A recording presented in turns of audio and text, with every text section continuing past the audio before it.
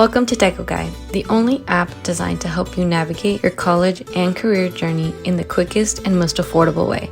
This podcast is brought to you by EdTechity, dedicated to opening doors to higher education and career opportunities for all.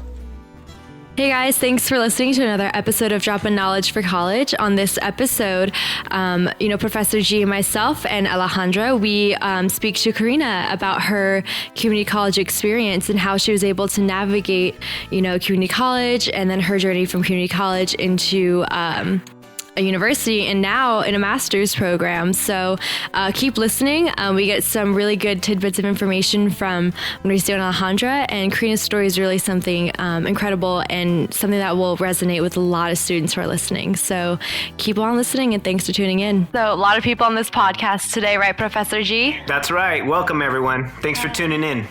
Yeah, so we have Karina and we have Alejandra Tovar. Alejandra, you're a counselor, right? Yeah. Hey, everyone. Yeah. And Karina, you're here just to tell us about your community college experience. So Karina, thank you so much for joining. Thank you. Yeah.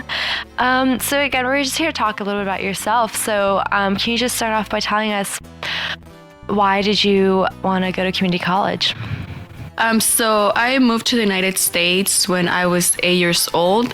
And after I graduated from high school, I really didn't know what to do. I was hoping to find a job or, just help my parents out. But back then, I graduated in 2010. So I didn't have a work permit. So I couldn't work. I was laying down one day and my dad came over and he said, well, either you go to college or you come and work with me. And then I said, well, I'm going to go sign up tomorrow. And I went to sign up to community college, and that's when I met Mauricio. He was the first person that helped me enroll in community college. I went into his office thinking that I wanted to do cosmetology. And right away he said, no, you're not doing cosmetology. If you want to make money, you can't be a cosmetologist. And I was like, why would he tell me that? That's what I want to do. And I went with my sister. And both of us wanted to do cosmetology. And Mauricio told us, you need to explore different majors. I'm going to help you out, sign up for different classes. And you're going to enroll into Puente. I didn't know what Puente was. I didn't know who Sandra Guzman was. But Mauricio introduced me to all of that. Introduced me and my sister to all of that. And I still didn't want to go to community college because I wanted to do cosmetology. But again, I didn't have another option, so I went into community college. And my first semester, I believe, was fall 2011. Mm-hmm.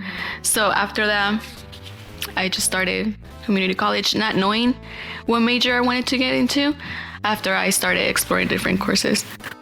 And Barbara, this is a typical experience of a first-generation college student, is a lot of times, you kind of don't know, right? Mm-hmm. You don't know what you don't know. Right. And it shows the importance of finding someone on campus, right? In student services, finding someone in a program, finding someone in general counseling who can begin to expose you a little more. And I remember meeting, Karina and her sister many years ago, and this is the story she tells. And from my perspective, right, it was more of I saw something in these two sisters, right? And I saw something that was telling me, don't let them settle.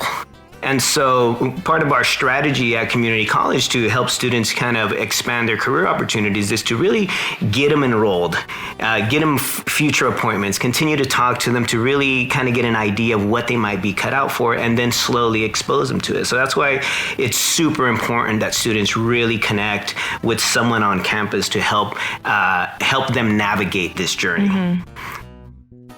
Yeah, absolutely. And you mentioned that you graduated in 2010. What were the options for you in terms of higher education that was available? I really didn't have options. My parents are very supportive, but they don't have the information. They didn't have the information that we needed. It was one of my friends who was at Sac City College studying criminal justice, and he knew Mauricio. And he told us, you girls have to go to college. And then he told my mom about it. So then my mom kept telling us about it. That was pretty much the only option we had, or else go to work with my dad in landscaping. Mm-hmm. Okay, so I have a question for Karina. Can you share a little bit about, whether or not you felt like your high school prepared you to even go to college? I don't feel like my high school prepared me to go to college. I went to Genesis Charter High School. There was about 100 students. Most of us were Hispanic or African American, and that school was known for just bringing in students that were in gangs or were having problems. I was not one of those students, but it was closest to my house. I don't think we ever had we didn't have a career center, that's for sure. The counselor that was there was only there to talk to us about our classes that we were going to be taking the following semester.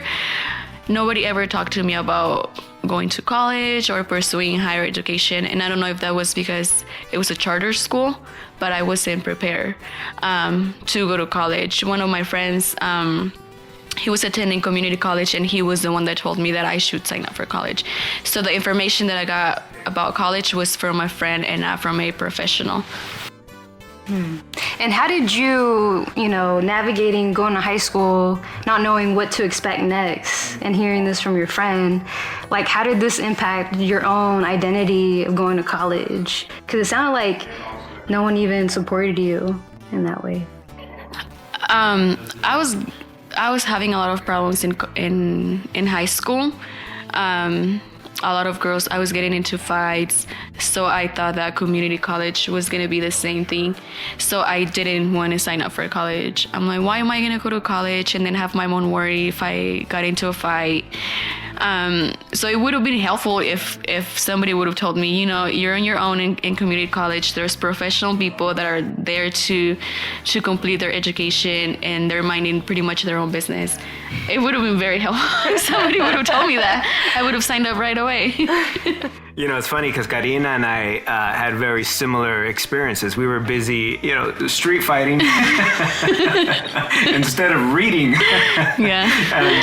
And because of those distractions in high school, our options become very limited, and we don't even know those options exist. So I really do resonate with your story, because I kind of figured out community college through a chance meeting with a counselor once that completely changed my life. And it was that chance meeting that really got me into higher education.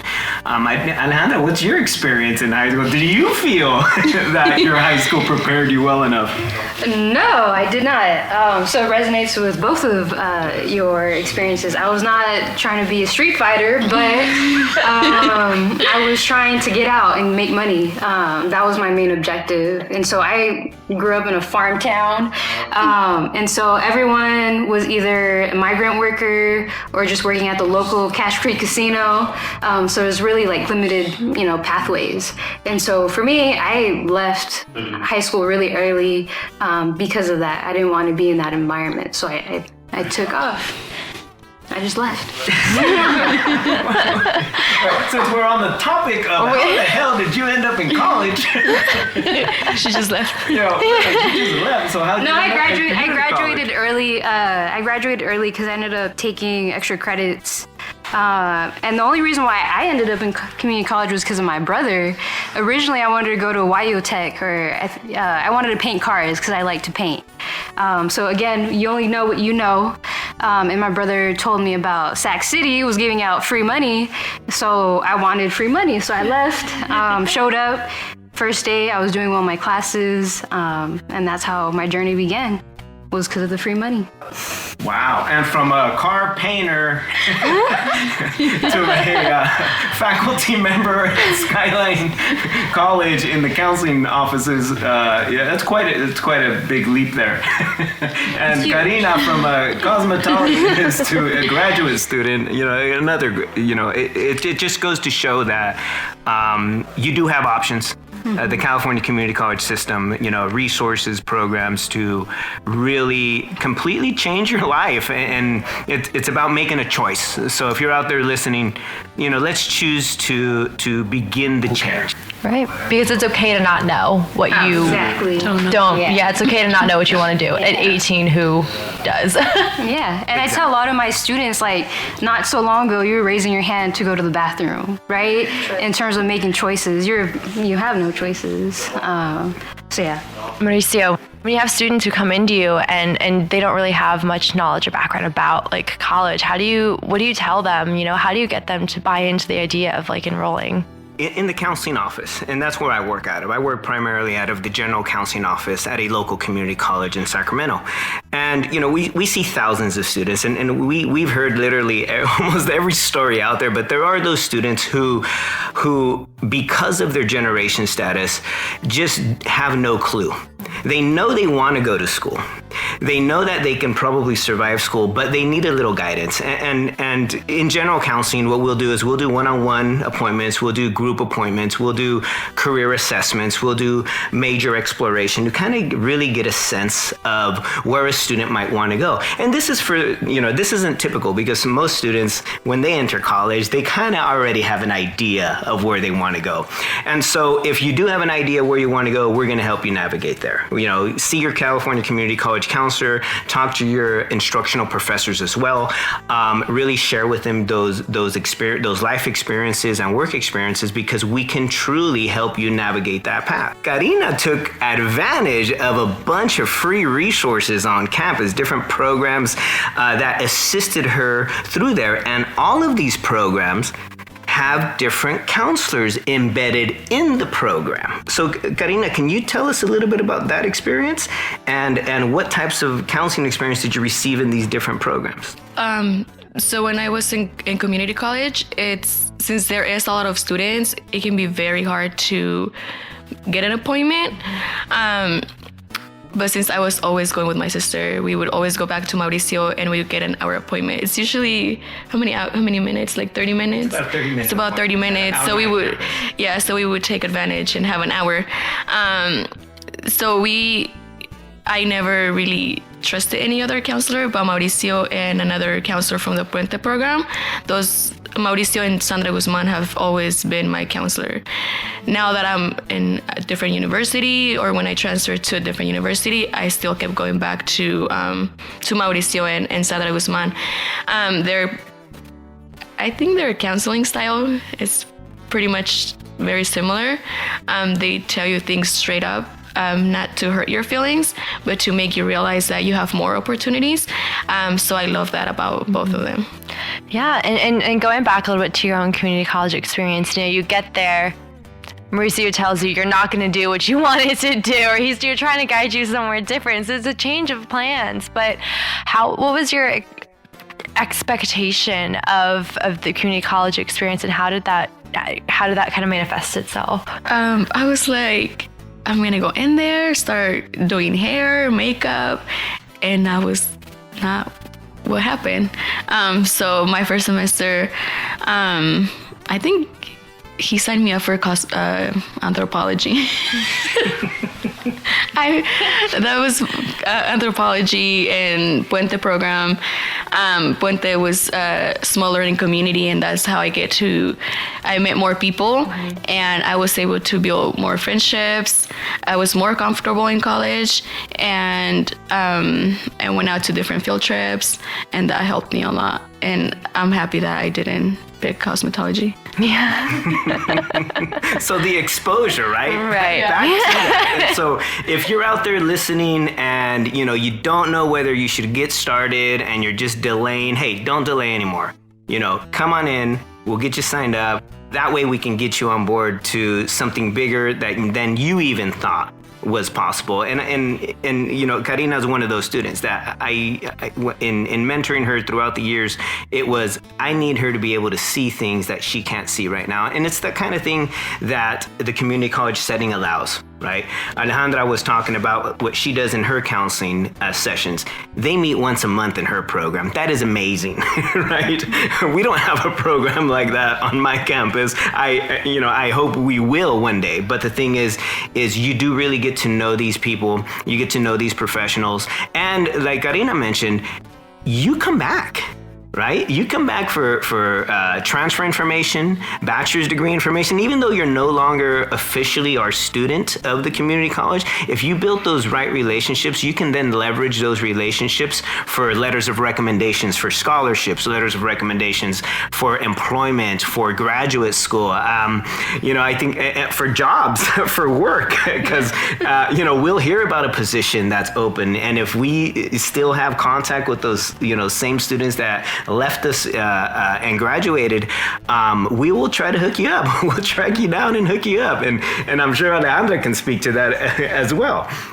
Yeah, and then something just to, going back to Mauricio's concept of wanting more, and this is not to knock off folks that do want to pursue Cosmo, because that is a venture that you can embark in. And so just also being mindful of that, like that is an opportunity that you can pursue, and that's something that we definitely would encourage as well. But we also encourage growth in other areas, right? And so that's what differentiates us between me and Mauricio, in that we're willing to, at least on my part, to discover that. And sometimes, a lot of the times, you just don't know what you don't know, right? And so if you want to go in there and try it out, definitely, but, having other opportunities available to them too. Yeah. So just thinking about that. Karina, you mentioned that, there weren't very many options for you for college and things like that. But, another thing, too, that people struggle with is trying to figure out how are you going to pay for this. College is expensive. Books are expensive. It's a very costly kind of endeavor. So how did you kind of navigate that as well? So when I started community college, there wasn't any help for undocumented students. So my dad helped us pay for school. Mm-hmm. And the first semester, my sister and I didn't know that we could share the books, I guess. So we went and she bought her own books and I bought my own books for the same class. Make no sense now, but that happened. So that was a lot of money. My dad was like, that's a lot of money, but I want you guys to keep going to school. So he helped us out, pay for that. Mm-hmm. Until the DREAM Act passed and we were able to get a job. I think you also may have tapped into some financial aid programs like the Promise Grant. It used to be called the Bog Fee Waiver, right? And at the community college, there's a Promise Grant program at all California community colleges that now allow you to attend tuition free. You do have to fill out the paperwork. There are various Promise programs. We're not going to get into the details of those here. But there is major opportunity for almost every single student in California, including undocumented students, to attend California community colleges and have the majority of your tuition paid for. So it's the best deal in town. And I think you were a recipient of the Promise Grants, right? That paid your tuition. Yes, my first semester I was not, but then the following I was. Mm-hmm. So that helped me a lot. I didn't have to pay for much, and I believe after that the DACA was passed, mm-hmm. So I was able to find a job and I started saving up money. Yeah. So what did you end up majoring in? Psychology. Mm-hmm. Yeah. I changed my major a few times. From criminal justice to sociology, mm-hmm. and then finally psychology. Mm-hmm. And why psychology? I wanted to be able to kind of find out like the way people think, mm-hmm. but then I was still like psychology was, my heart was not fully there, so I wanted to keep on exploring. Mm-hmm. Mm-hmm. Yeah. And so you received, I believe, from the community college, an associate's degree in transfer, right? In psychology. Yeah, in psychology and one in social science. So I got two. Okay, so you got two associate's degrees before you left. Yes. And then you transferred to Sac State, I believe? Yes. And you recently received your bachelor's degree. I graduated in 2017 with my BA in psychology and a minor in counseling. And after I went into the minor in counseling, that's where I knew that I wanted to do something regarding counseling. And now you're at the University of San Francisco? Yes, doing my master's in marriage, family, and therapy. Wow. So when can we expect graduation? Spring 2022. Well, make sure I get an invitation, Yes. please. And then can I just say, like, you know, you've accomplished so many things, you know, with so many barriers in front of you. Like, looking back at your 18-year-old self, what would you tell her? Oh, I'm gonna cry. That's okay. I'm already crying.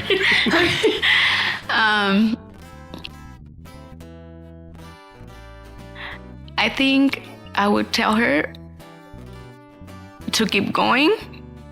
Then being undocumented shouldn't stop her from going to school.